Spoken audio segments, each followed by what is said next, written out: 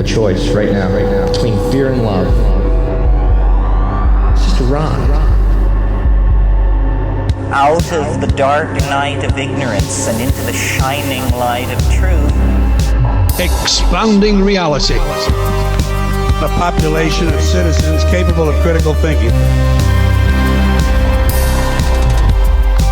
We don't see things as they are, we see them as we are. There's a level of reality where everything dissolves into an ocean of energy. We empower our experience by insisting on our authenticity. That's very profound. Very. Expanding reality. Welcome to Expanding Reality. I am your host, Brandon Thomas. On this incredibly cool episode, guys, we have author and researcher Preston Dennett joining us. Now, he has written over 30 books and hundreds of articles, but on this particular episode, we talk about his book, The Healing Power of UFOs. And in this thing, he has 300 true accounts of people healed by extraterrestrials. And it's fascinating. Not all of them were healed, too. Some of them were hurt, and it goes so deep, guys. It's so incredible. So again, all the ways to find one of my favorite researchers and authors, Preston Dennett, located down in the show notes, so make sure that y'all check that out. While you're down there as well, check out expandingrealitypodcast.com. That's our mothership. That's the central hub for everything. It'll get you to all the socials, the store. And speaking of store, new t-shirts. Check them out. We have the Thought Ninja. Waching, waching. That dude will hop in and stop those spirals before they start. We've got a t-shirt for you.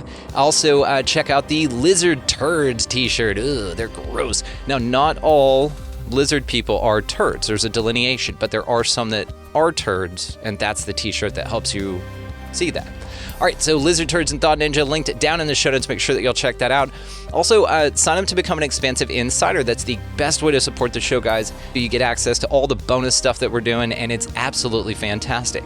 Also, this is a value for value system here, so if you guys find this valuable, there is a link down there as well. That reads Support the Mission. Thank you all so much for your support. All right, so let's get to this incredibly cool conversation, guys, with Preston Dennett. Ladies and gentlemen, welcoming to the show, we have Preston Dennett. Preston D-Train Dennett. Have you ever been called that? I've been called a lot of things, but no, that's the first time. Okay. Well, maybe that's a sweet new nickname that you can wrap around. I'm going to get it started. Preston D-Train Dennett. I love it.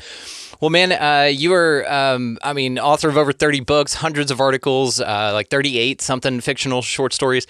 You're just one of the most revered researchers in the field of the phenomena, man. You cover such a wide scope. Your research is incredible. One of my favorite books by you, actually the only book I physically have by you, is this. There we go. The Healing Power of UFOs, 300 True Accounts. And I love that your first book was on healing UFOs, but you went back after finding so many people that wrote in, and you found over 300, which is absolutely insane. This book is incredible, man. It's got some of the most remarkable cases, which you and I will go over a little bit here today. But if you don't mind, for my audience that's not too familiar with you, will you just introduce yourself and tell us a little bit about you, brother? Yeah, sure. Thanks. Well, what can I say? I'm 5 of 6 kids in my family. I'm number 5, actually. Grew up mostly in California, moved from Chicago. Very skeptical of all things paranormal, all things UFOs. Just didn't believe in any of it until I was, it was 1986, so that would make me 21 years old. November 17 is the exact date, 1986. I heard a report on the news about a sighting over Alaska and thought this poor pilot, who saw this UFO is lying or hallucinating or misperceiving. But I remembered my older brother, Mark, said he'd seen a UFO some years earlier. I didn't believe him at the time. But after I heard this report in the news and saw a picture of this pilot, I decided I'd ask Mark what he thought of UFOs. He had seen one. Tell me what you saw. I was ready to listen finally. And he described an incredible sighting. He had it with 2 friends, chased a UFO down the street, treetop level. It was metallic disc, covered with lights, totally silent. Saw it for about 15 minutes. And really good sighting. And I'm like, damn. you're not lying. I mean, I could tell he wasn't lying, and it was clear he wasn't misperceiving. So I just couldn't wrap my head around it. And I started asking other people and found out that a lot of people I knew had had encounters. A lot. It was shocking. I was really actually kind of upset about it. My sister-in-law had had a sighting, a couple of friends. A good friend had missing time. I couldn't believe it. I brought it up at work. Lady I'd worked with for years. Said, oh yeah, me and my whole family. We watched this star-like object. It was darting around. It would stop. It would do loop-de-loops, move all over the place. And in walks Dorothy, who I love. Dorothy's completely unfiltered, just really outgoing and funny as hell. And it's like, oh, UFO, one followed us home from the library. Like, what? So yeah, it literally hit home for me like a ton of bricks. It was not good news. Really, I was really upset about it. I was scandalized. Well, you guys were lying to me all these years. How could you not have told me this? And they're like, well, you wouldn't have believed us. You would not have believed me. And that's true. I would not have. So it's remarkable. Yeah, it was crazy. I bought every book I could find at that point. I'm like, all right, I'm going to prove this is swamp gas. Even though I knew it wasn't, it was clear from the beginning that it wasn't. I just couldn't go there. And this wasn't taught in schools. This wasn't being taken seriously on TV. No one was talking about it really. And I joined MUFON, the Mutual UFO Network. I took their test to become a field investigator. And they're like, it's a take-home test. I'm like, oh, really? This is going to be a breeze, a take-home test? Come on. How hard could that be? It's really hard. There was no internet, right? So they had all these questions on astronomy, which I was pretty good at. I was taking that in college. But also photography, and meteorology, weather, and UFO history. I breezed through that part because by that point I had all the books on the subject that I could get my hands on. But yeah, it was like 100, 200 questions. It was not easy. I did really well. I ended up missing like 2 questions. Jesus. And one was a stupid mistake. I was really mad because I wanted a perfect score, right? but no, yeah. I became a field investigator and started investigating my own cases, started writing articles, started going out in the fields looking for them myself. I eventually did have encounters and was in the field for 10 years doing research and writing articles. And my sister-in-law, the wife of my brother Mark, who had seen aliens, by the way, when she was a kid, she's like, you should write a book. And I'm like, maybe you're right.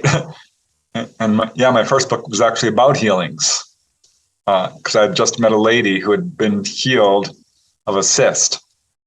So that was my first book. I found about 100 cases.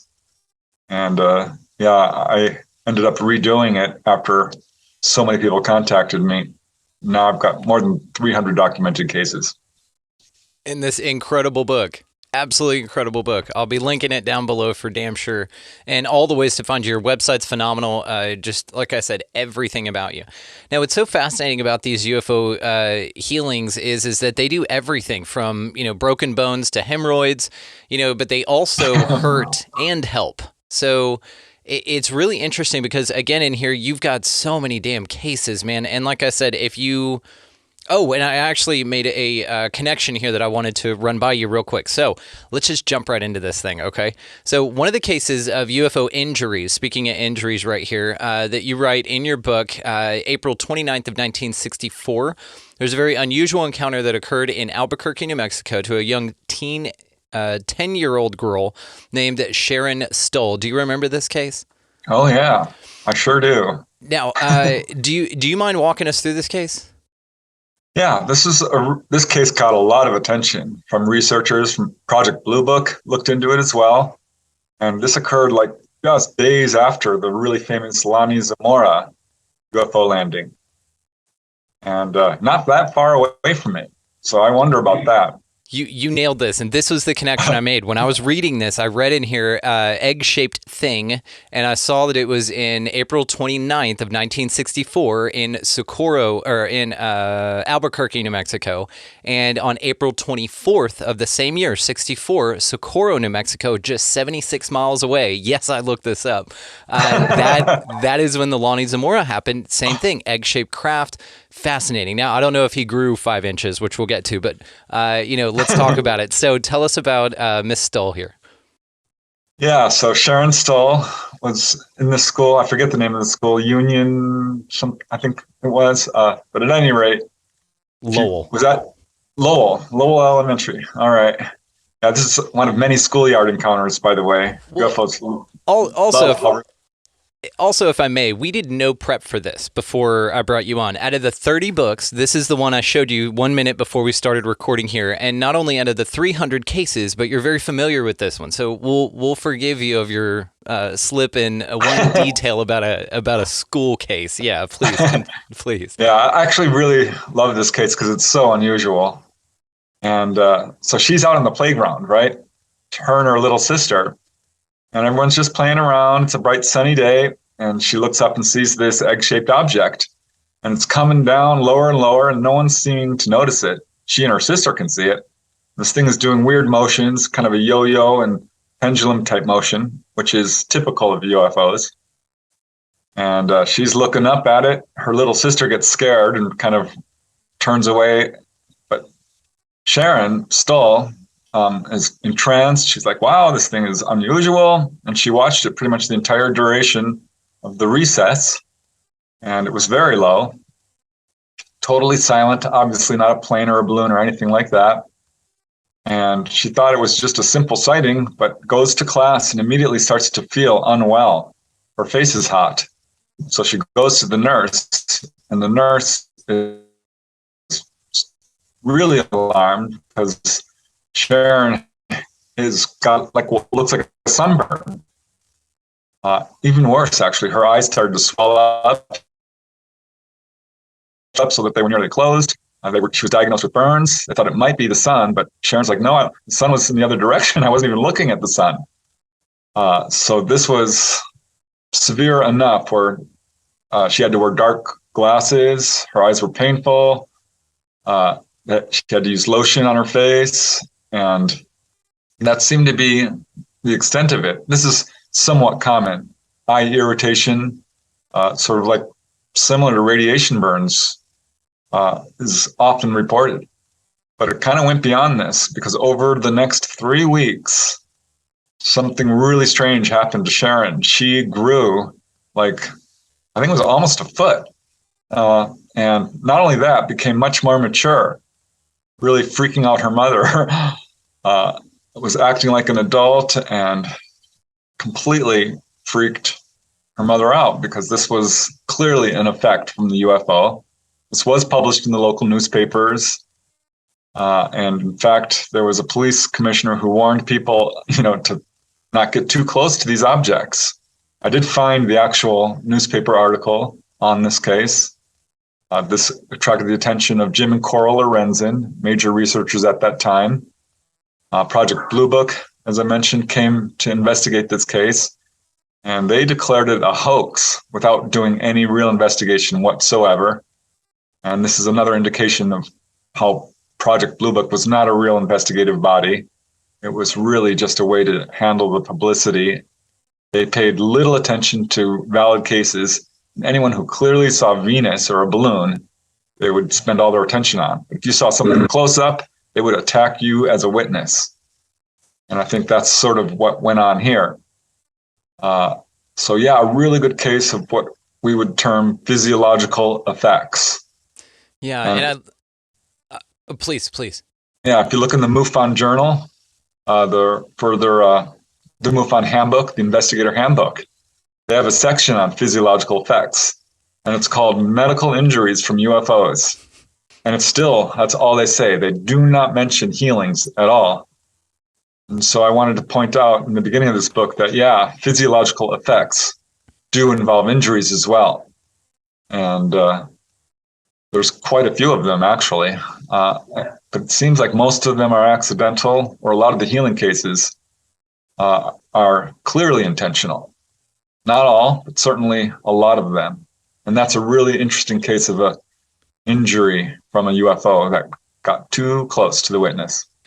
It really is, and this reminds me of like Close Encounters of the Third Kind, when Dreyfuss's character gets burned, because the thing passed too close to the car there, and that one iconic scene, and just that side of his face that was exposed to the side that the UFO was flying by, that's what got burned. Another very interesting case in here was of a New Jersey man who was buzzed by a UFO, actually received workers' compensation for his injuries. This is wild, man. Oh yeah, Mr. Sturdivante. I remember that case as well. a lot of night watchmen who see UFOs. That's one of the risks of being a night watchman or a police officer, rewards, yeah. A truck driver on the road. This is why lots of children see UFOs. You want to see a UFO, you've got to go outside, especially at night. And Harry Sturdivante, I think was the guy's name. And he received, I think he's the only guy who's ever received workers' compensation from having been buzzed by a UFO. I mean, it's remarkable. It's so incredible, because then the insurance had to pay this out, and file a claim, and now it's on record and reported. And I love what you said about Blue Book as well. I just want to touch on it real quick, because J. Allen Hynek, even there at the end, formed SUFOS back in the 70s, and you have a couple of cases from SUFOS in here as well. So even he knew that they were doing some nonsense. Oh, yeah. He was really upset with them. Yeah. He came in as a skeptic, too. Totally bought that this was just hoaxes and hallucinations and misperceptions. That was Blue Book's go-to. 3 things. If you think you saw a UFO, you're wrong. You're lying. You're misperceiving, or you are on drugs. That was their go-to.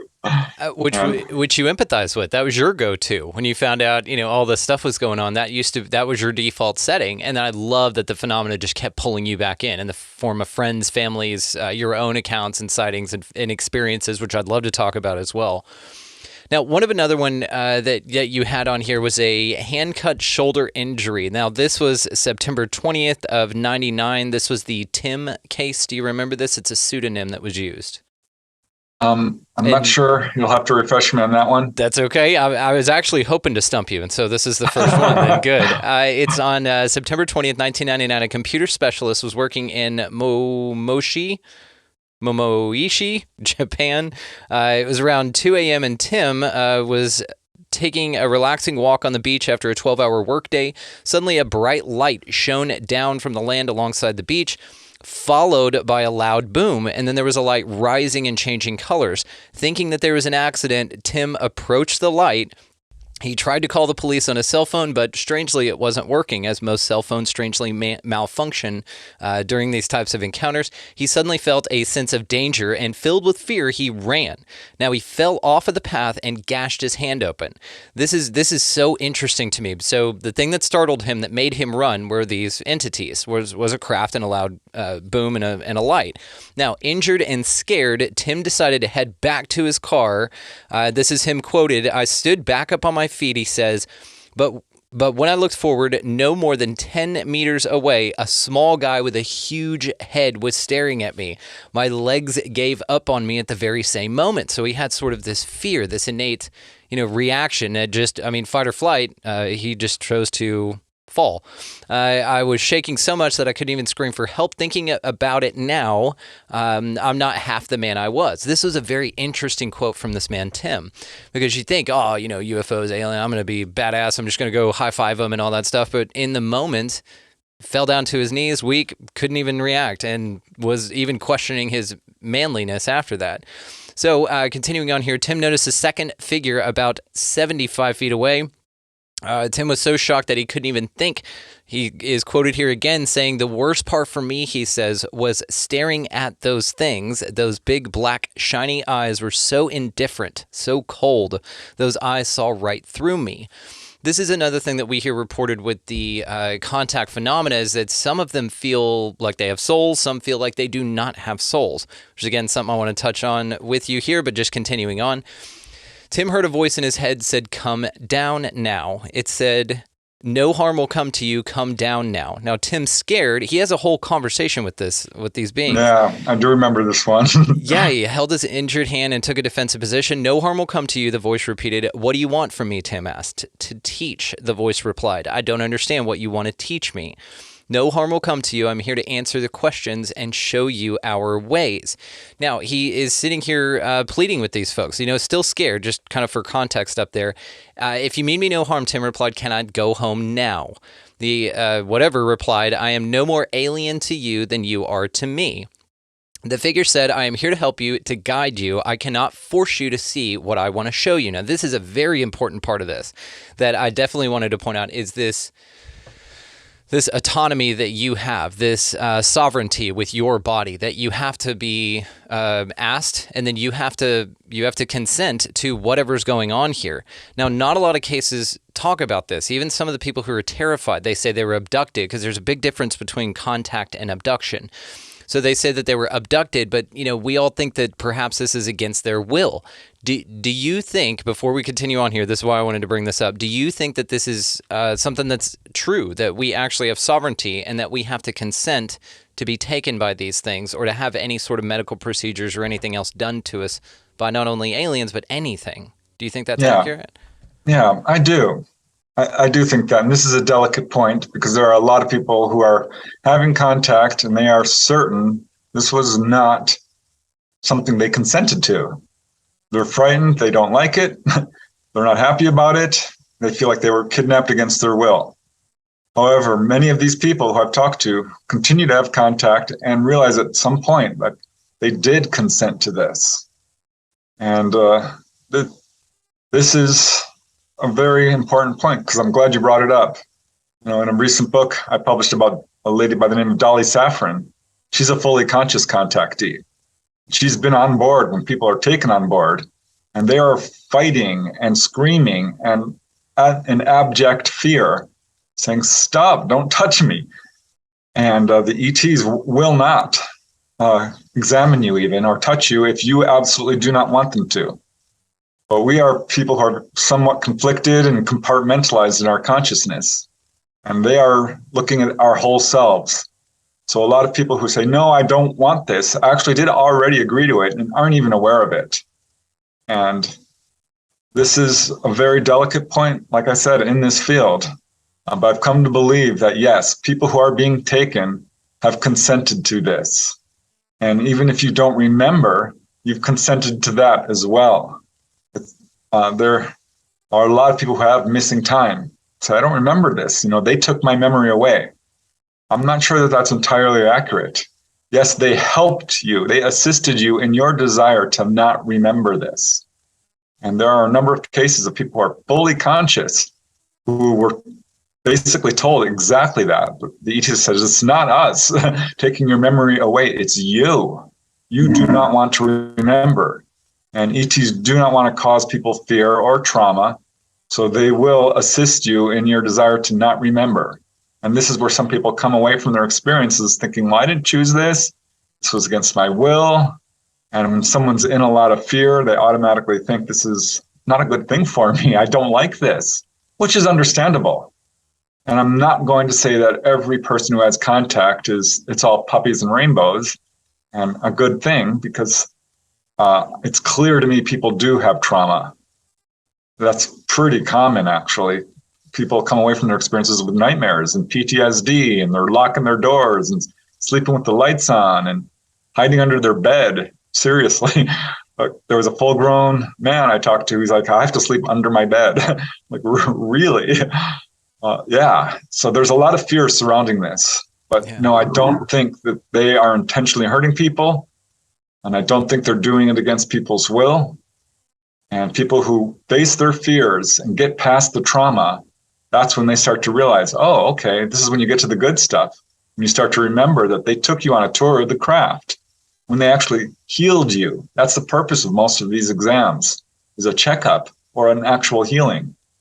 And that's when you remember being taken to the observation deck and shown the moon or Saturn or the Earth down below or even another planet. That's when you remember being taken to the control room. And they sit you down in the seat and say, would you like to fly the craft? I have case after case of this.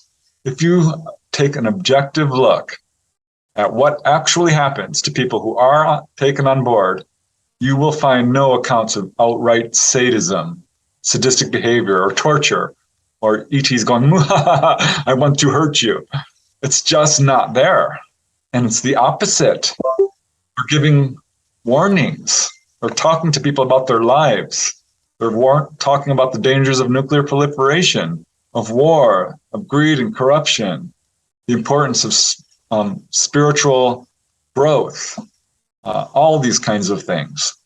If you really look at it, you'll see this is actually a very good thing. And the majority of people I've talked to, I always ask them, do you think this is evil?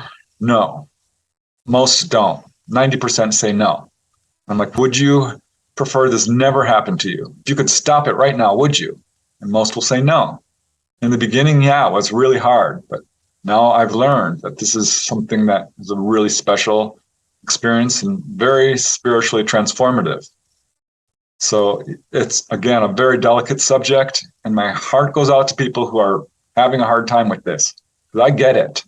You know, I can only imagine what it'd be like to wake up and see a gray in your bed saying, you're coming with us. And by the way, the first thing out of their mouths, or their minds, I should say, is almost without exception, some variation of don't be afraid. You have no reason to fear. Have no fear. We will not hurt you. No harm will come to you. That's true in this exact case. So, yeah, and I love this case because he had a nice long conversation with them and was in fact healed. You know, and this is what was another reason, you know, and that's the case just keeps getting more interesting. So I guess continuing here, he just again asks, you know, they say repeatedly exactly to what you're saying, man, here, is it that no harm will come to you? And then he said, will I be allowed to go home after that? Meaning, I just want to go home, dude. And they're like, yeah, you'll be able to go home.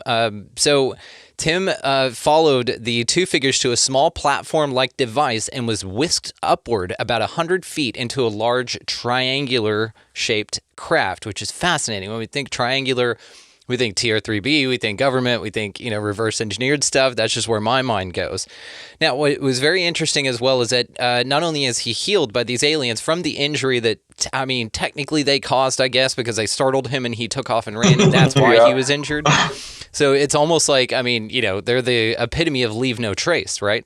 And so, you know, so he hurt his hand and his shoulder, but the pain was completely gone after a light device, and there was the wound was replaced by a small scar, and then that was awesome. Now, what was very interesting as well here is that Tim was led then through the ship and shown the control room, exactly like what you said, and other things. He watched the craft as it was chased by military jets. This is so cool. The UFO evaded the jets by darting into deep space. The beings then told Tim that humanity was at the end of a life cycle and that only the ones capable of organizing and learning will be allowed to go through the next cycle. They told him that humanity was not ready and would be destroyed. This is fascinating as well, because now I'm thinking this Great Awakening, this shift, this, you know, perhaps precession of the equinoxes, these long-scale cycles, that maybe this is what occurs here, and that we get these level ups, maybe these conscious or cognitive level ups that occur, and only the ones ready will be able to ascend to the new cycle. Fascinating, because again, this now speaks to the 3D, 5D, Dolores Cannon idea. I mean, there are a lot of other parallels and other, I guess, disciplines that are a remnant of this, but it's fascinating to me. So what's your take on that? Yeah, I thought that was interesting because that really upset him. They're like, he's like, what? Humanity will be destroyed? And they basically said, no, you're misunderstanding us. No harm will come to those people who are willing to learn and open their minds up. And this is a message a lot of contactees get, that, yeah, we're facing an existential event, and it's up to all of us to really raise our awareness. And that's what, you know, Earth School is. We come down here to learn and evolve and become fully realized and enlightened human beings. And that includes, you know, raising our psychic abilities and accepting that we are not alone in this universe and recognizing that we are eternal beings and all of this stuff. And not everyone is going to be able to do that in a single lifetime, perhaps. And, so there is an existential event. That's not necessarily bad news, because you're going to be just fine. You can come back to another planet or this planet and continue your spiritual growth. And I think this is what the ETs have, sort of a different perspective on life and death than we do, because we're like, death is so horrible, it's bad, it's terrible, it's the end of everything. No, it's not. It's walking through a door. It's a healing event. So I think, this is what they basically described to him in so many words. And that's one of the things I really like about this case, is because they were trying to explain to him that, yeah, everything's going to be fine. A lot of you will be, that we're at the end of a life cycle, but that does not mean that you are going to be destroyed. If you're willing to learn and expand your consciousness, we are here to help. Yeah, it's this energetic or this vibrational split, and again, it kind of remarks back to like an apocalyptic type event. So maybe ETs are the inspiration for the story in Revelation in the Bible. It's fascinating to me. This, by the way, guys, all occurs within the first 58 pages of the book. And I'm skipping around here. And so, again, I'm going to link all the ways to find this down in the show notes, you guys. Easily one of my favorites, and just a wonderful reference for anybody who's really taken their cognitive look at the extraterrestrial phenomena in a totally different direction. I mean, because the fact that they're, and we're going through some of the injuries here before we get to the healings, but I love that you put that in there just to be fair and balanced here. Yeah, there's a number of cases, by the way, where like Sergeant Charles Moody, he was being taken on board and he's protesting, he's pulling out his revolver. He's like, no. And he hurt his back because of this. There's a couple of cases where people tripped on board the UFO, and so there's a very small residue of cases in which the whole contact event was what resulted in an injury and a subsequent healing. Yes. And what's really cool about this case involving Tim from Japan is he shunned all publicity. He's like, you can use my case, but I will never go public. He has absolutely nothing to gain from, coming forward with this. And this is what most witnesses will say. And I think this is an important point because it shows, I think this adds a level of credibility. They're not here to hoax. They're not here to, make money off of this or get any attention. They don't want people to know who they are, but they feel it's important that their case be told. There was a guy in Belgium who I interviewed who had his foot healed, and he's like, I don't want you to talk about my case. And I'm like, oh, shoot, I really would like to, but if that's fine. He basically just called for counseling, but contacted me later and says, you know what? I want you to use my case because I don't like the way this phenomenon is being represented in the media. It's not true. They're not here to hurt us. By all means, use my case. He had his foot healed. Really cool case, actually. But yeah, that's what I love about a lot of these cases is people are like, please don't use my name. Well, and this is what I love about this is because when we look at things like the disclosure movement or something like that, one of the questions I usually ask is disclosure important to you? And by disclosure, I mean literally the governments of the world coming out and saying, hey, aliens are real and here's what we think about them or here's what we found out about them. So I'll pose a question to you as well, sir. Do you find that the governments of the world revealing that aliens are real type disclosure is important to you? Yeah, I'm going to say that with a little bit of a hesitation. Okay, with an asterisk, okay. Yeah, because I think it is an important step. Our governments should be truthful and transparent on this. And it's encouraging to hear them finally, after 80 years, say, well, okay, there is some validity to this phenomena. But I'm still really mad at them, all of them, because for 80 years, they have lied about this and have called people liars, idiots. Said, if you think you saw a UFO, you're sadly mistaken. There's no such thing. And now, 80 years later, suddenly they reverse their opinion 180 degrees, but still can barely say the word extraterrestrial. Like, well, it could be, we don't know, it could be Japan or no, China. Could be Russia. Yeah. No, it could be us. And when I heard that in the congressional hearings, I laughed out loud, because this is the head of Defense Intelligence saying, we don't know what this is. It could be us. I'm like, well, wait a second. If it's us, wouldn't you know that? Anyone in the world would know if it's the U.S. technology. You would be the one. And they're saying, well, it might be us and we don't know it. It was ridiculous. So silly. And so they're silly. like, one's a balloon.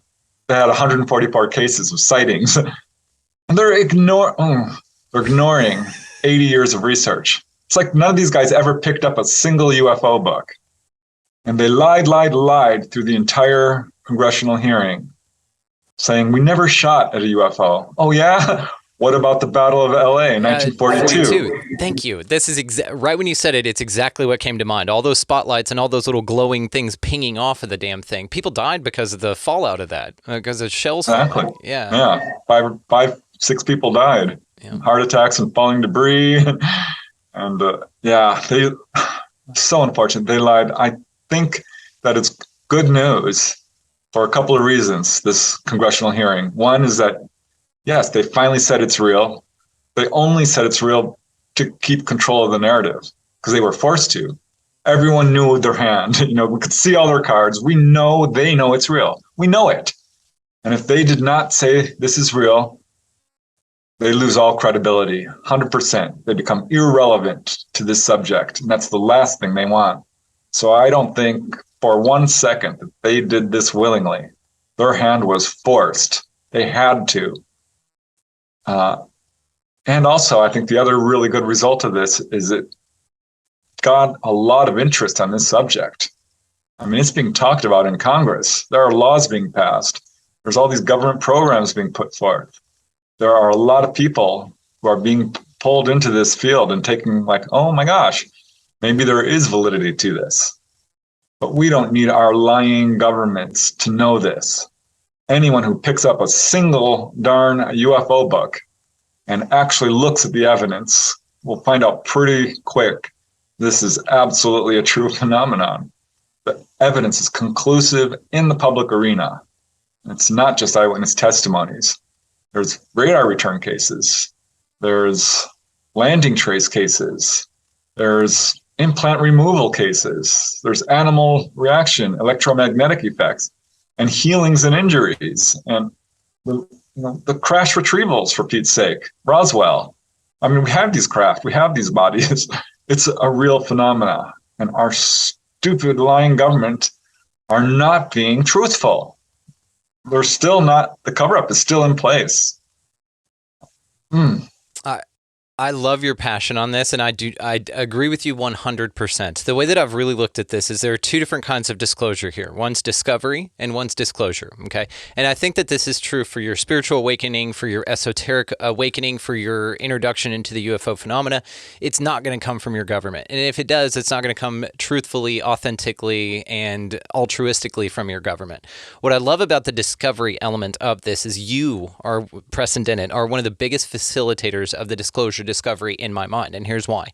This is an entire book full of choice points for you as an individual, as a person who is just looking into UFOs, is just looking into one of these things, or have thought maybe there's something going on all along.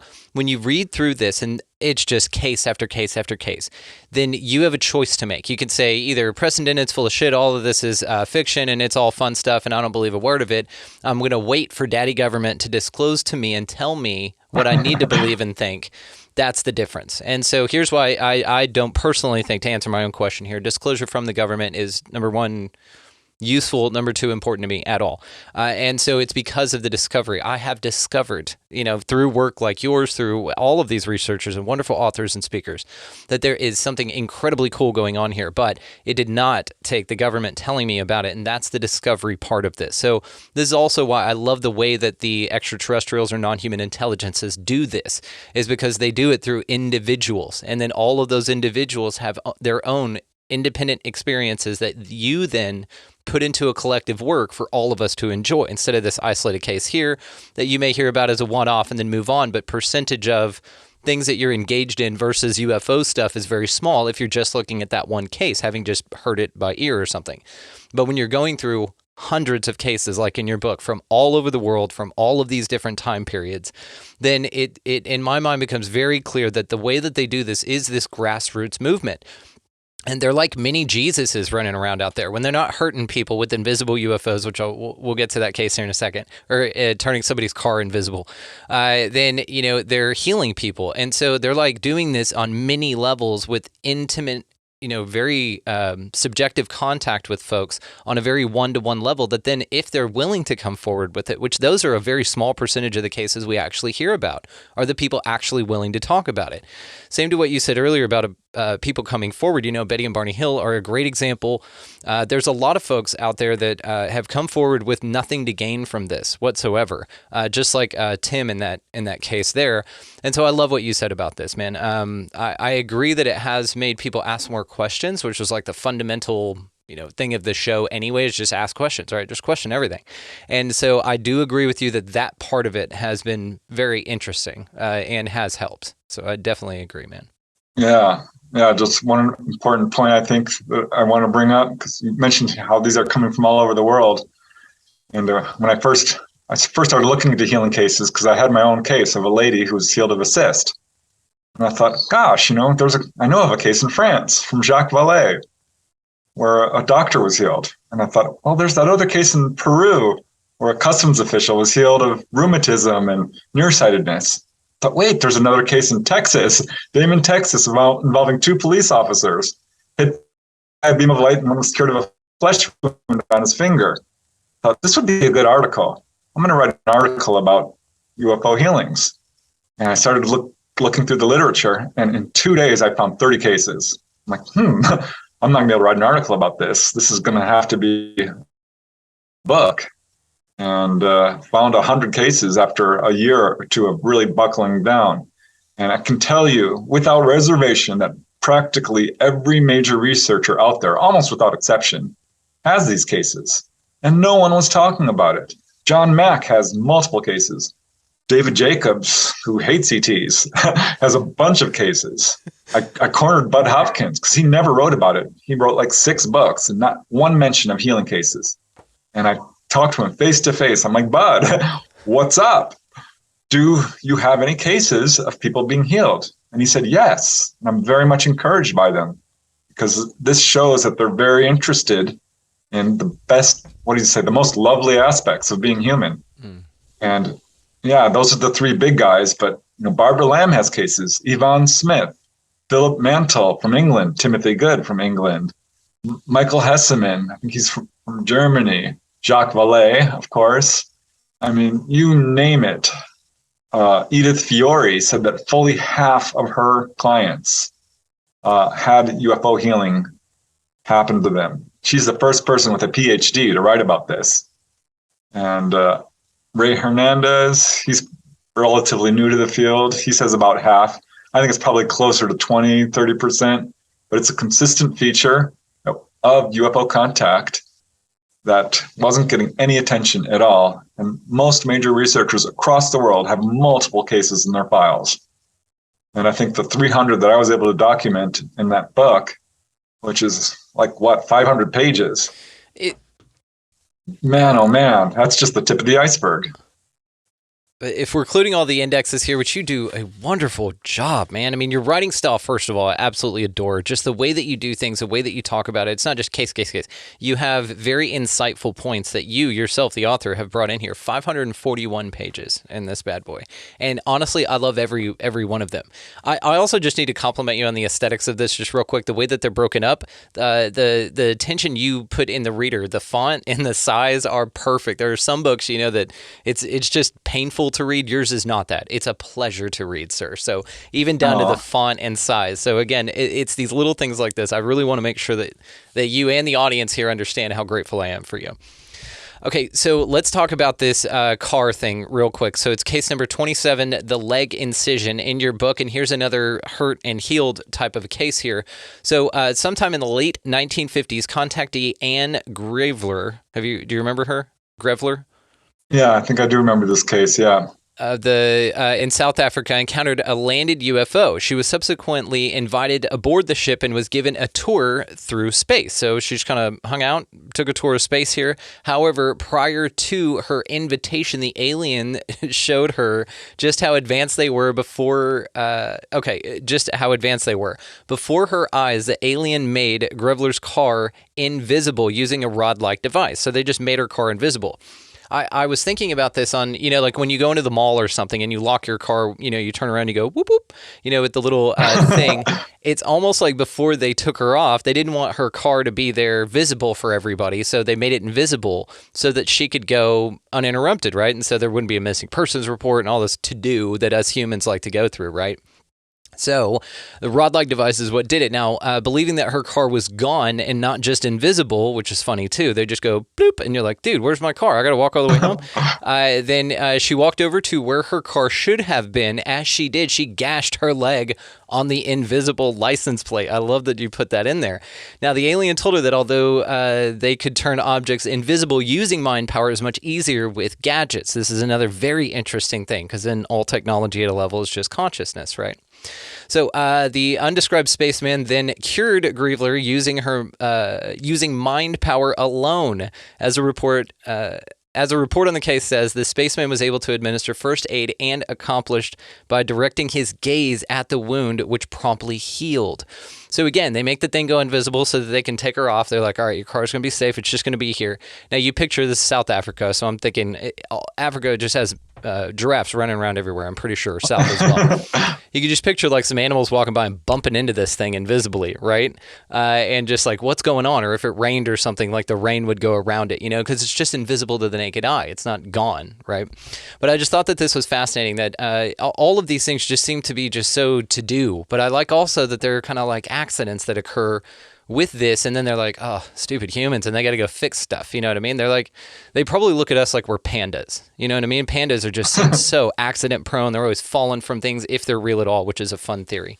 But so what do you think about that case? I mean, that's fascinating, where they just turned her car invisible, took her off, she cut her leg, but then they healed it. Yeah. It's got some unusual aspects to that case for sure. The invisibility aspect is really cool because that turns up in a number of cases where people are seeing a UFO and then blink, it's gone, and then blink, it's back. They have this ability. Contactees have been told this. And there are a number of cases which show this. There was a really interesting case which got into Blue Book files and the Condon Committee and caused all kinds of consternation among military officials. This was at an air base in Colorado where they could not see anything, but their radar was detecting this UFO swooping right low over the runway. And it was on radar, but they could not see it. And this supposedly happened at the Edwards Air Force Base landing in 1954 with President Eisenhower, where the ETs demonstrated their ability to turn their ships invisible. This is something that they can easily do. And I think they can do it to themselves as well, because a lot of contactees talk about how they have footsteps going through their house. And they think, is this, poltergeist activity, or is this ETs walking around? And then, boom, the ETs will appear. So they do have this ability. And I think it is largely psychic or consciousness driven. And their technology itself is very much connected to all of that consciousness and psychic ability.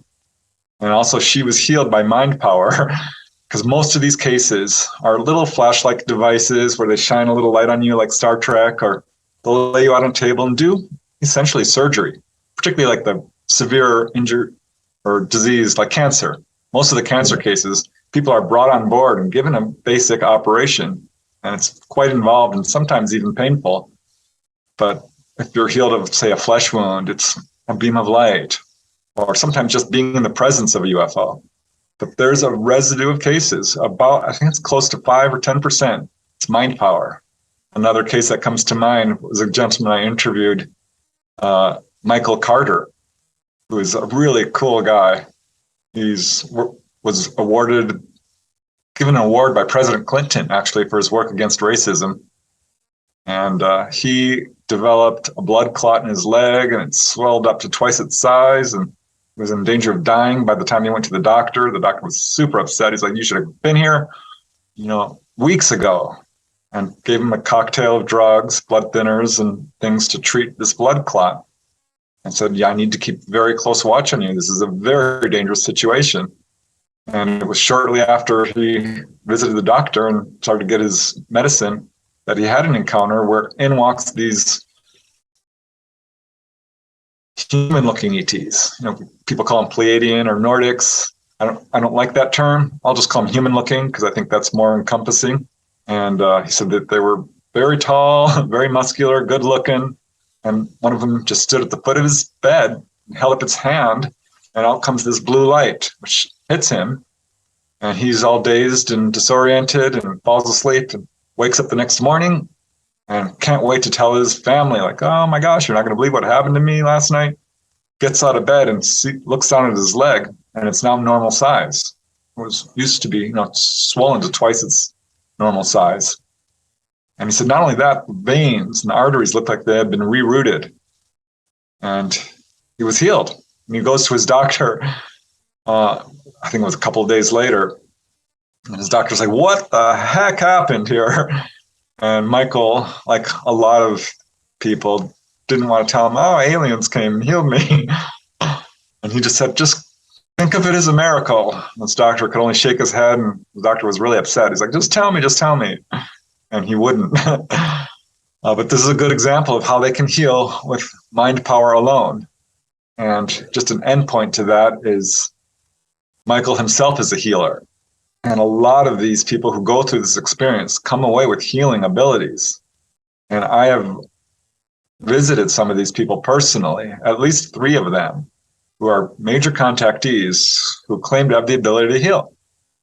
And one lady, I'll call her Wendy. Actually, she's the lady who was healed of a cyst, right? Yeah. I became really good friends with her. And she was super psychic and had all these amazing encounters. She showed me UFOs twice up close. And one time she's like, would you like an energy healing? I'm like, are you kidding? Of course. She's like, do I really have your permission? I have to get your permission to do this. I'm like, of course. She's okay, take off your shoes and socks, and I'm going to run energy through your feet. And I'm like, okay. And I'm whipping them off, going, you go. And she takes her hands and puts them on my feet. And I felt this electric shock almost. It wasn't really painful in any way at all, but I could feel it. And it was like, like water running up inside your body. I could physically feel this intensely. And she's like, do you feel that? I'm like, are you kidding? I can totally feel this. It was amazing. And another lady, she quit her job as an actor, and I forget what she was doing, and became a healer, a massage therapist. She said, would you like to try it? I'm like, yeah. I went to her office, laid down on the table, and she's doing her little movements with her hands. And I started rubbing my eyes because I kept seeing these pastel lights coming out of her hands. Like, God, I'm hallucinating. But it was like pastel green and yellow and pink. And finally, I told her, I'm like, I think my eyes are screwing up. I'm seeing lights coming out of your hand. She's like, oh, she smiled really wide. She's like, you see it. Some people can see it, some people can't. I'm like, I see it. She's like, yeah, this happens when I do these healings. And yeah, you can absolutely feel it. You come away all energized and you're like, ah! It's awesome. People have this ability to heal, and some have really good testimonials. Real quick, one other lady I interviewed, Pat Brown, she was a telephone operator and didn't believe in UFOs. And her friend's like, let's go to Sedona and go to these channelers. They say they're channeling ETs. And Pat didn't want to do it. And her friend finally convinced her. So she went and saw this channeler who's like, my name is Crouton from Neptune or something. She's like, oh, yeah, right. If you're true, I'd love to go on your ships. He said, we will arrange it. Claiming to be Greys, right? So she goes home to LA and starts having horrifying abductions. She hated it. And it was terrifying for her. These Greys kept coming and taking her. And she finally had enough. And she says, this is really happening. I want to know for sure. She woke up and she was on board the craft. There was a human-looking ET. They took her to her quarters and said, "This is your room. This is where you usually go. You're doing really well. Normally you're afraid. You're not." And they gave her this big spiritual lesson and went on from there. She ended up quitting her job, becoming a healer, and she has all these testimonials. And she says blue light comes out of her hands. She's got eyewitnesses to this. She says when she's doing her healings, she can see the grays. This is so weird. In her mind's eye, and they're up there on their craft, fussing with their little knobs to help facilitate the healing. And it totally changed her life. Well, this case is so fascinating, and there are several like this, to where it feels like they're embodying the healing power, but they're just the conduit, like a medium or something. They're basically channeling the healing from, usually when we think of channeling, we think of like Esther Hicks or Edgar Casey or Bashar or something like that, Darylenka. But with this, it's and there's some beings that are far off that aren't really recognized, identified. You couldn't like point them out in a lineup or anything. No real physical descriptions are given. But with this, it seems like physical entities that she has made contact are now just remote, basically giving her powers that are then, helping humanity in this way. So they're kind of using her. And this all goes back to this vessel idea. Do you mind talking to us about that just real quick? Yeah, I mean, I think we're all autonomous entities. And we talk about, people talk about astral projection, where, I'm leaving my body and I'm going to the other side. We're just wearing these meat suits. And I think it's a little bit of a misconception there, because the fact is the other side is our true home. And we're actually projecting down here and wearing this fleshy body in order to learn certain lessons we cannot learn on the other side, which is where we reside eternally. And that's where we do most of our living, is on the other side. And I think ETs are the same way, and they work through people to a certain extent, but I don't think they possess people or anything like that, not even remotely. Right. I think, that would be the way that's my assessment, I should say, where I'm looking at all of this. I think that the people who are having contact, and particularly who are being healed, they're chosen for a certain reason, because they're doing good work for humanity. Yeah. I started looking at who's being healed and why, because it's evenly divided between men and women. It's very young people, very old people. It's all over the world. It's not blood type. It's not race. Right? I won't even use that term, because we're all one race. There you go. It's not ancestry. Right. Because Pat, that lady I was just talking about, she's Black, African American. So is Michael Carter. So someone once told me, how come Black people don't have encounters? I'm like, what are you talking about? What about Barney L? He's one of the first. People of all races, whether you're Asian or Pacific Islander or Latino or white or what have you. The pattern I did find was people who are doing good work for humanity in some capacity. It's social workers, it's doctors, it's teachers, it's musicians. Boy, they love musicians. It's, social, animal rights activists, environmentalists, people who are doing good work for humanity in some way are the ones who are really being contacted. And I think this shows why ETs are not someone to be afraid of. Helping those who are helping others. I kind of got off track with your question there. Sorry. No apology needed. That was an important point. No apology needed. And it was an absolutely important point. And I'm glad that you made it, man. One of the things that I was thinking of when you were talking about this is that the people who are given the ability to heal, whether it's channeled through entities that aren't here or just increase their natural abilities that they're capable of, and then go on to heal folks, it seems very interesting that none of these people are particularly religious, or they don't use their religion as a means to explain why they're able to heal people. Like you get these evangelicals or people who, let snakes bite them and stuff like that. There may be some crossover there, but I just think that it's really interesting that there's a real broad scope of their healing, and it's not tied to one particular religion. So they're not sitting there going, oh, well, through the power of Jesus, I'm doing this. They just heal people. And there's no question about, what religion it came from or anything like that. It's just not brought up, and it's not important, which I also find interesting in the correlation to religious healings is that then you ask the question, well, what are they? Is it just really basically extraterrestrial healings? That then they're like, just say that Jesus did it. You know what I mean? We don't want any publicity for this. So I just find that bit of it pretty interesting, man. Yeah, I ended up putting a whole chapter on alternative sources, like religious healings and angels and what have you. In fact, I was doing this research, I found like 30 cases of people struck by lightning who were healed as a result of a lightning strike. And religious healings do take place. And there's a bunch of cases of people who were healed as a result of an out-of-body experience or a near-death experience. Healing can come from many different avenues. And we do have the ability to heal. This is one of the things we can do as human beings. All entities have this ability. So I think that was something that really kind of piqued my interest. I started thinking, well, how many of these people who are describing a glowing entity coming to the room and calling it an angel are really seeing an ET? Yes. Versa, for that matter. There's a little bit of a bleed through. Some of these cases could be angelic, as we would think of it. About every darn book on that subject and investigated ghostly hauntings and demonic hauntings. They are real, but it follows a completely different pattern. They are absolutely real, and so I think are angels too. I honestly do. But I don't think they're ETs.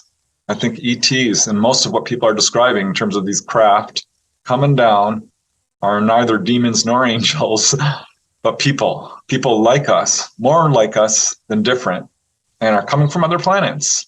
It's a simple, logical explanation. It's almost inescapable. Because if people say, well, no, they're demons. I'm like, well, where does that leave us? Are we demonic? Are we someone's psychological creation from someone else's matrix? No, that makes zero sense. We're not living in a matrix that's made up, and UFOs are not some intense different masks and aligning itself to our belief system. That's a very anthropocentric theory, which I think is wrong, flat out wrong. We are dealing with people like us. It's a fascinating perspective, man. Absolutely fascinating. And that is one of the things, right? You think either it's a bunch of different stuff or it's one thing that can just apprehend our consciousness, make us think that it's whatever, it wants us to think based on our own beliefs. And so it seems to know you, cognitively. This is again why Pam Nance, who was in that panel with us, and guys, check out the link down in the show notes, Expansive Insider. Preston joined us for a contact panel over there with Pam Nance. We had Mark Gober. We had you. We had Ryan Musgrave Evans. And his thing, back to what you were saying about the poltergeist activity, to where they can become invisible. And his thing is that all poltergeist activity and everything is this one particular entity, the cryptoterrestrials, that he interacts with quite frequently.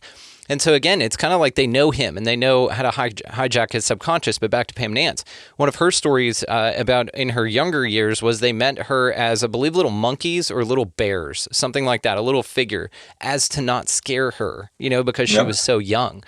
It kind of again, knows you and knows your consciousness, which is, again, fascinating. I mean, because then at a high level, if we go unity consciousness and it's all you anyway, then you did choose this, back to the sovereignty idea, that you chose it on one level or another. And this is the particular type of entity that you check the box on the other side to interact with or to have, some sort of contact with in these meaningful ways at these particular times in your life. And it's clockwork. It's oh, yeah, all right, we got to go visit Preston now, because we're on a schedule here and he's signed up for so many interactions and we got to facilitate that.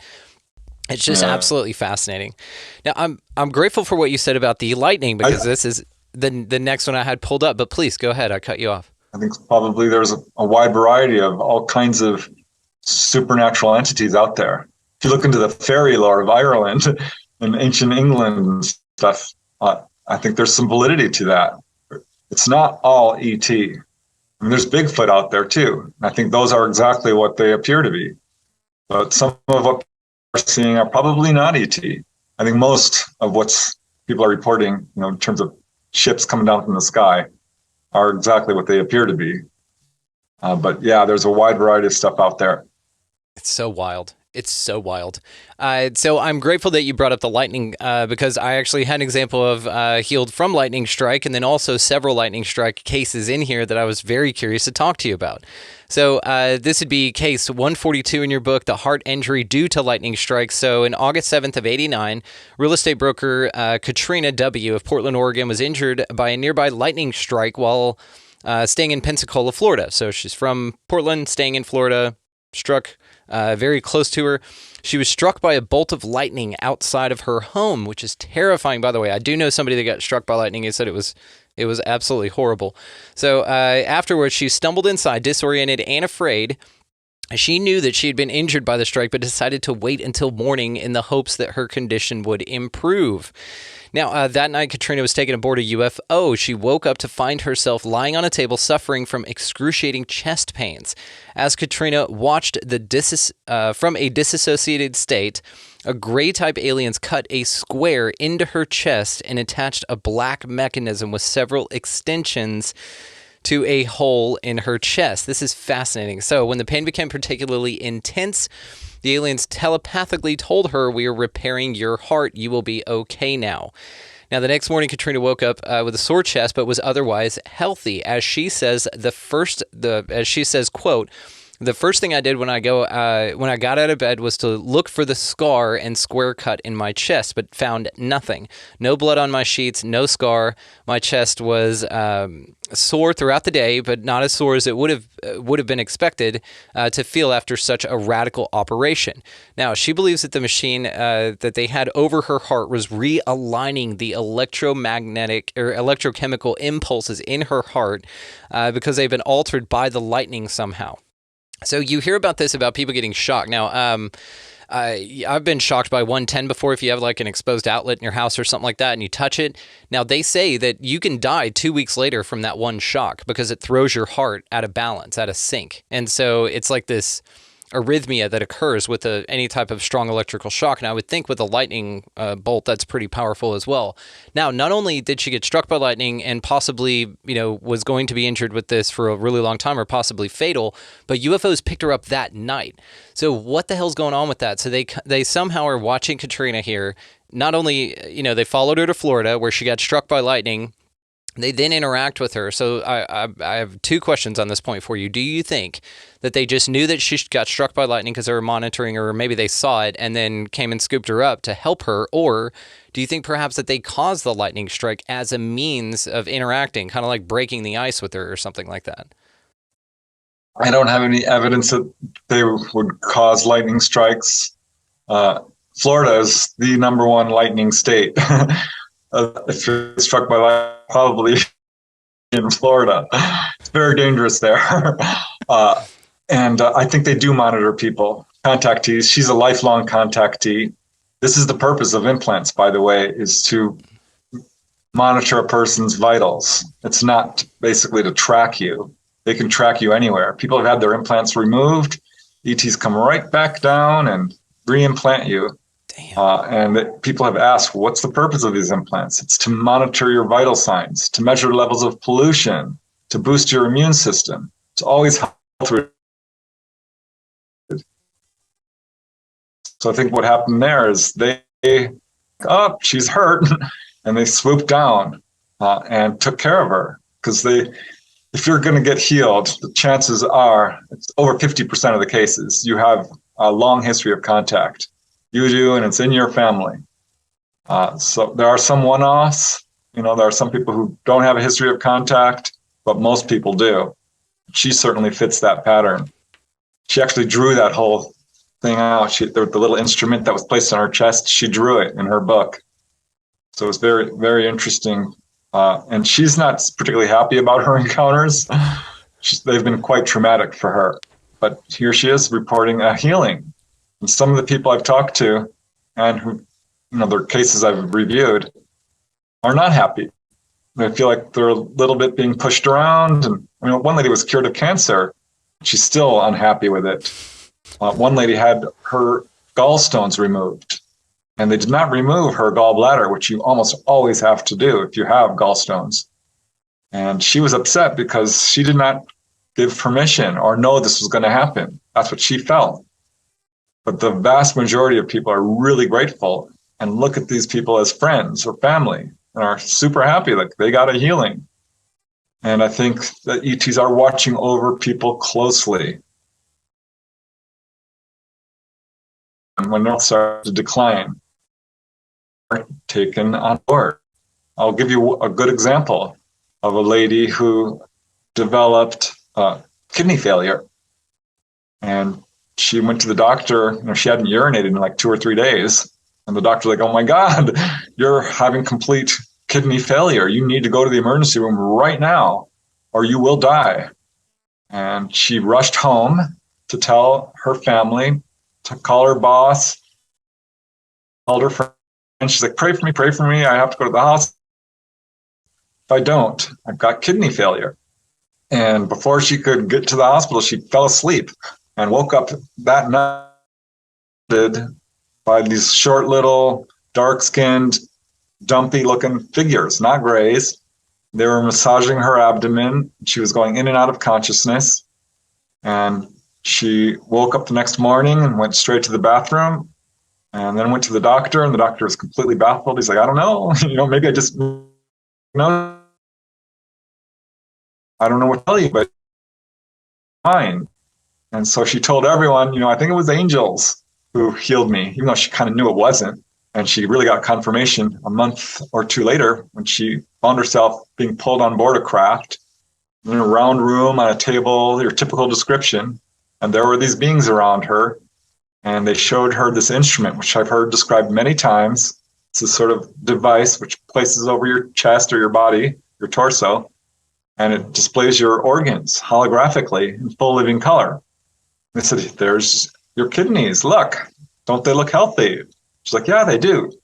They said, here's your liver. You see all these dark spots? And she said, yes. And they said, this is very bad.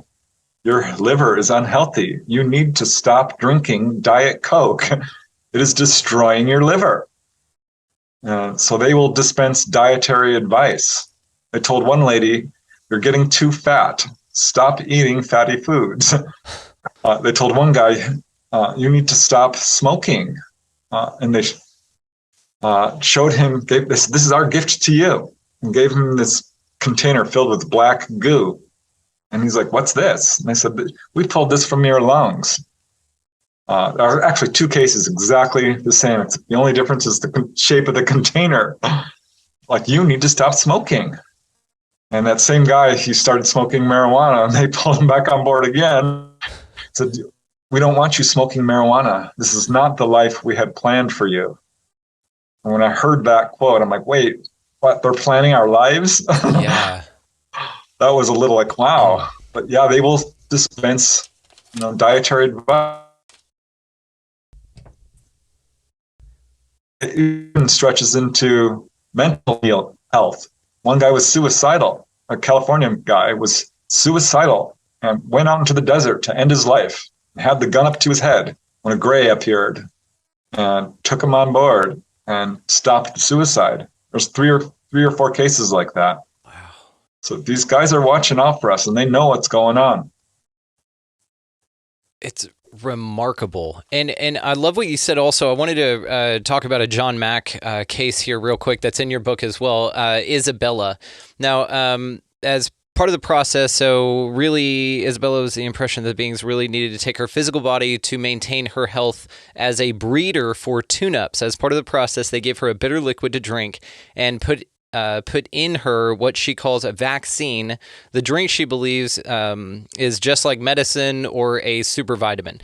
Now, what's interesting about this is that she thinks that the aliens need to keep her healthy so that the hybrid baby she carries and nurses for them will also be healthy. Regarding this type of health maintenance, Mack writes, rather, this is for our benefit or to keep our organs healthy, so that the beings might use them for their purposes later, as some experiencers have suggested, is one of the questions that seems to depend on, in part, upon how we choose to interpret the phenomena, rather.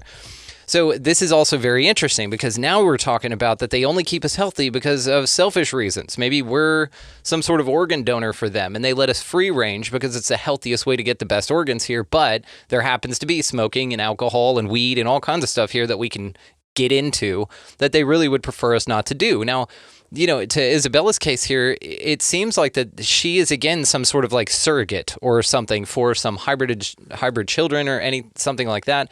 And so they would want her super healthy. It's like if parents, you know, to a couple hires a surrogate, well, they pay for the best medical, the best food, the best everything so that the chances that the baby is super, super healthy is the max that they can get. And so again, this is very, very interesting, is the relationship that we seem to have with these ETs is fascinating to me. So what do you think this relationship is all about? Yeah, David Jacobs talked about that. He takes a pretty dim viewpoint of the ET contact experience, and feels like the ETs are at some point going to take over Earth. Which I think is actually fear-based thinking. I agree. They've been around for millennia. I don't see any evidence that that's going to happen. But he had one client call it equipment maintenance. Yeah. And occasionally I will post on Facebook some of these cases and stuff, and people are like, well, we take good care of our farm animals. And that's the way they look at us. We're nothing but farm animals to them. And I will say, I mean, I'm trying to be completely objective about this. I'm just presenting the evidence, and you can make up your own mind about it. I'm keeping my opinions out of it. My opinion is, though, that it's not equipment maintenance. I think that they are keeping people healthy and that they do get some benefit out of it, certainly. But there are cases of people who are elderly who are being healed. There's a case from England. A lady, she's in her 70s. Elsie is her name. And they healed her of jaundice. Why would they do that to a 70-year-old woman? I mean, that's zero to me. And there's case after case. I mean, there's a lady I interviewed who was suffering from glaucoma, and her vision was deteriorating quickly, and she was visited by praying mantis type beings who healed her of glaucoma. She went to her ophthalmologist, and he's like, oh my God, your optic nerve has thickened up. It was getting really thin. It's like double its size now. What happened? And she says, well, I've had contact.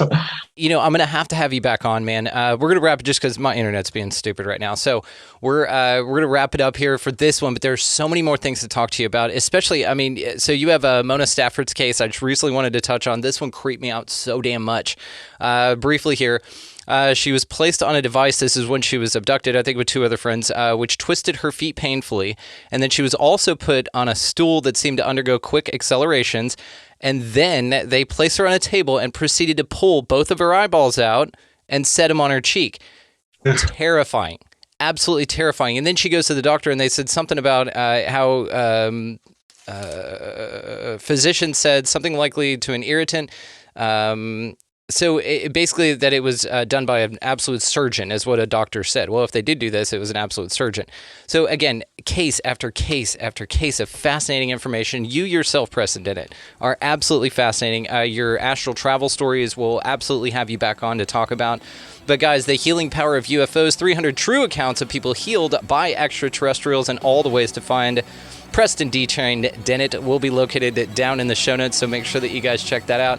Preston, I can't thank you enough, dude. We have so many more conversations to have here, and I'm looking forward to every damn one of them. So thank you so much, brother. This was incredible. Hey, my pleasure. It's an honor and a delight. Anytime. Just want to take a moment and thank Preston Dennett for coming by and hanging out with this. Man, I hope that sticks. It's a lot of fun. So check these show notes, guys, for his amazing book, The Healing Power of UFOs, 300 True Accounts of People Healed by Extraterrestrials, and all of his other books and every way to find him. Again, one of my favorite researchers ever. So thank you again, Preston, for coming on. We've got to have you back on, man. There's way too much cool shit to talk to you about. All right, so while you guys are down in the show notes, check out our resource links as well. You've got Food Forest Abundance, get that freedom from fear on. You've got Opus, the Organization for Paranormal Understanding and Support. If you, yes, you, would like to start your own podcast, we have partnered with Red Circle. That's who I host through.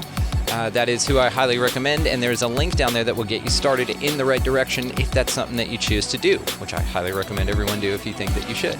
Down in the show notes as well is the Manifestor's Guide. If y'all really want to step your game up, Dewey Taylor has a special scholarship offer for you, the listener of this show. Go ahead and type Expanding Reality, all caps, no spaces, at checkout for an even sweeter deal than that. Now, while you guys are down in the show notes, you might as well check out expandingrealitypodcast.com. It's linked down there as well. That is our mothership. That's our central hub for everything. So make sure that you guys are signed up over there so you can get the latest deets on all the stuff going on. A lot of changes happening. A lot of cool stuff too. Check out the store while you're over there. We have the new shirts, the Ninja, the Thought Ninja, wacha, wacha, as well as the Lizard Turds. Go check those out, guys. They're a lot of fun. Linked in the show notes directly. Also, over at expandingrealitypodcast.com, you can sign up to become an Expansive Insider, and that is how you get access to all the bonus stuff, and it's a wonderful way to support the show. Also, this is a value for value system, so if you find this thing valuable, there's a link down there that reads Support the Mission, and that is how you engage in that. All right, guys, go out into this incredibly beautiful place, whatever the hell this thing is, and y'all pick up a piece of litter. Be nice to everybody that you come across. Go ahead and take yourself up on something amazing, like buying somebody a coffee or a meal or something like that in line around you. Also, while you guys are out there just crushing it at life in general, you might as well go ahead and get out of the left-hand lane if you've got somebody behind you wanting to pass. And above all, and anything else, guys, go out into this incredibly amazing, mysterious, batshit crazy place, whatever the hell this thing is. And y'all just be good to one another. Thank you so much for listening, for watching, for engaging, and just being the coolest sons of bitches ever. We'll see you next time.